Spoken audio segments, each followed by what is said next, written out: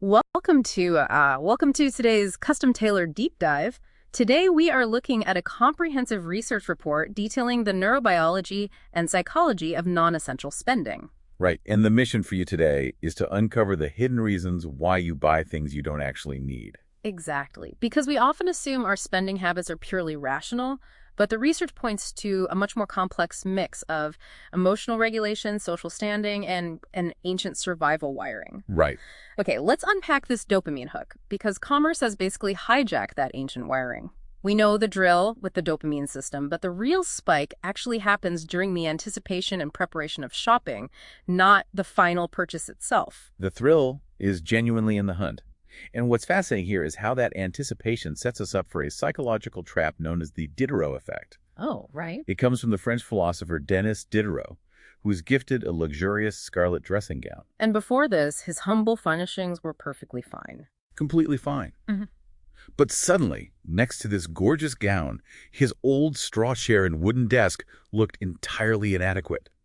To restore his psychological harmony, he went on a massive reactive buying spree to upgrade everything else. So Diderot basically invented I bought a new couch, so now I have to paint the whole house syndrome. He absolutely did. You see this play out constantly. You buy a sleek new phone, and suddenly the old case won't do.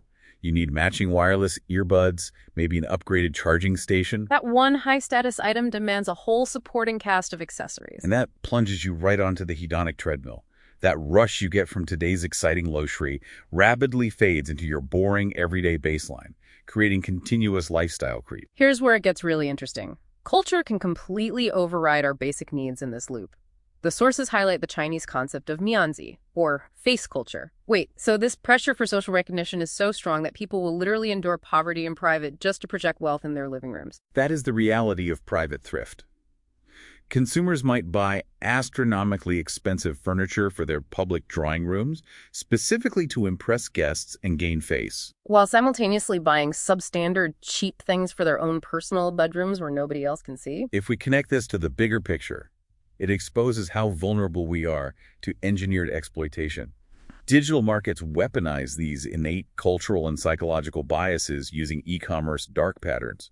Think artificial scarcity countdown timers or pop-ups warning that 3 other people are looking at this item right now. Or confirm shaming, where the button to decline says something like, "No thanks, I prefer losing money." Those designs are meticulously crafted to trigger autonomic panic, completely bypassing your rational executive function. Because these dark patterns bypass our logic and trigger that autonomic panic response, the fallout isn't just on your bank statement. Your body is taking a literal hit. So what does this all mean for you physically?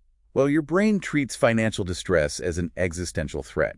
That constant state of fight or flight creates what researchers call an allostatic load. Which is chronic stress that systemically degrades your body, leading to severe heart issues, gut disruption, and chronic insomnia.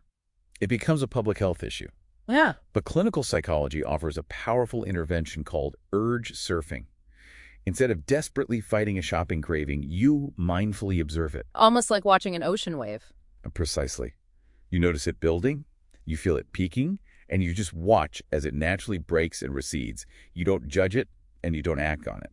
By starving that craving of the actual purchase, you slowly rewire the brain's expectations. It's an incredible tool to have in your back pocket. This raises an important question, though. For all of us, navigating a modern world where our ancient survival wiring is constantly exploited by algorithms. Yeah. As algorithms get better at reading our biometric data through our smartwatches and phones, what happens when e-commerce platforms know you are having a moment of psychological weakness before you even realize it yourself? That is a terrifying and brilliant point. The tech is already anticipating our stress levels. So we'll leave you with this final thought to mull over the next time you feel an urgent need to click add to cart.